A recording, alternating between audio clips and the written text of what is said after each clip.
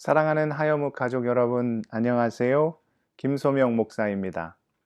오늘은 사순절 두 번째 날입니다. 사실 절기라는 것이 그렇죠. 사순절에만 십자가를 묵상하는 것은 아니잖아요. 365일 주님과 늘 동행하며 십자가의 삶을 살아야 하는데 현실적으로 어떻습니까? 잘 안 되죠.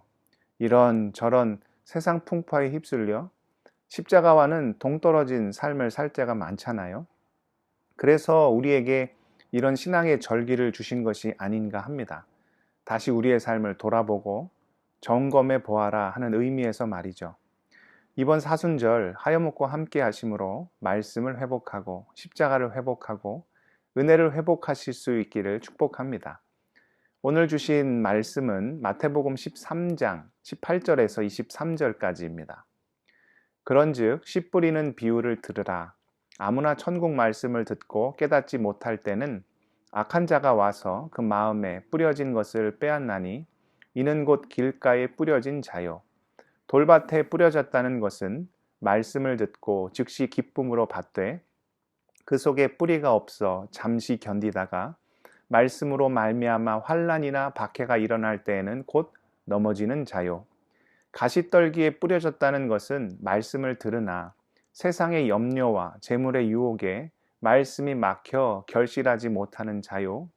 좋은 땅에 뿌려졌다는 것은 말씀을 듣고 깨닫는 자니 결실하여 어떤 것은 100배, 어떤 것은 60배, 어떤 것은 30배가 되느니라 하시더라. 아멘. 오늘 말씀은 그 유명한 씨 뿌리는 자의 비유입니다.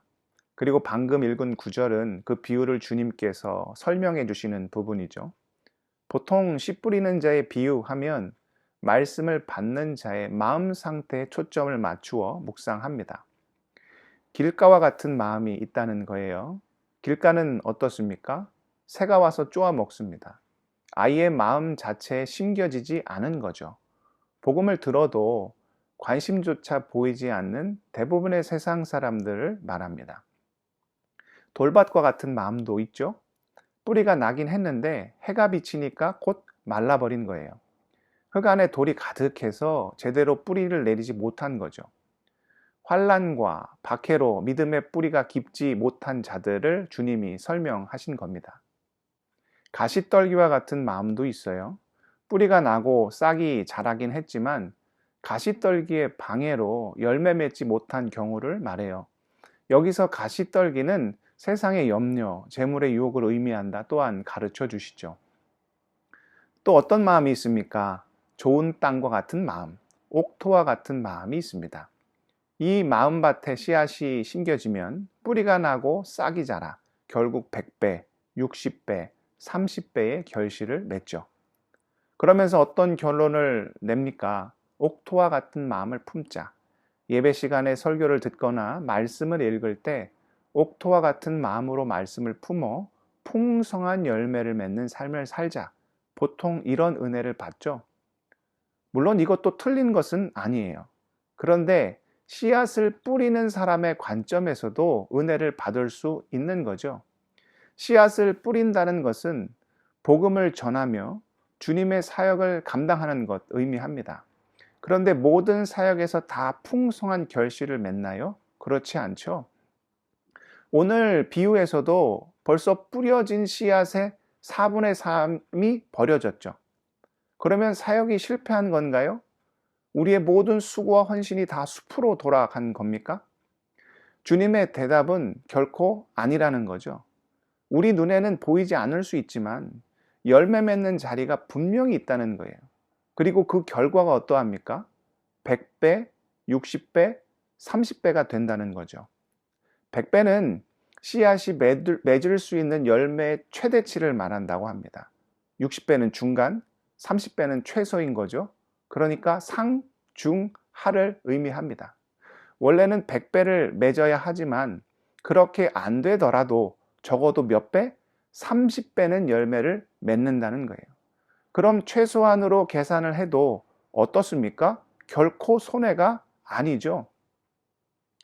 주님의 일을 할 때 우리는 당장 4분의 3 손해본 것만 생각합니다. 그럼 아무 일도 못하죠. 그러나 주님의 역사는 어떠하다? 원래는 100배, 잘 안 돼도 60배, 망해도 최소 몇 배? 30배는 된다는 거죠. 그러면 무엇을 봐야 할까요? 손해본 것 때문에, 당장 내 마음대로 안 되는 것 때문에 시험 들어야 할까요?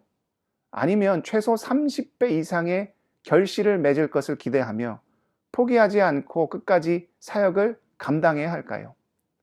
믿음은 지금 당장의 손해를 바라보는 것이 아니라 나중에 맺을 결실을 확신하며 부르신 자리를 지키고 사역을 능히 감당하는 겁니다.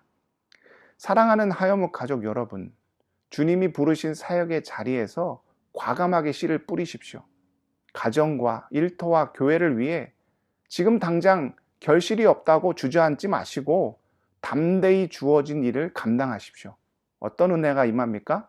시편 126편 5절과 6절입니다. 눈물을 흘리며 씨를 뿌리는 자는 기쁨으로 거두리로다. 울며 씨를 뿌리러 나가는 자는 반드시 기쁨으로 그 곡식단을 가지고 돌아오리로다. 아멘. 이 사순절 기간 십자가 안에서 믿음과 담대함을 회복하여 씨를 뿌리고 기쁨의 단을 거두는 우리 모두가 될 수 있기를 축복합니다. 기도하겠습니다.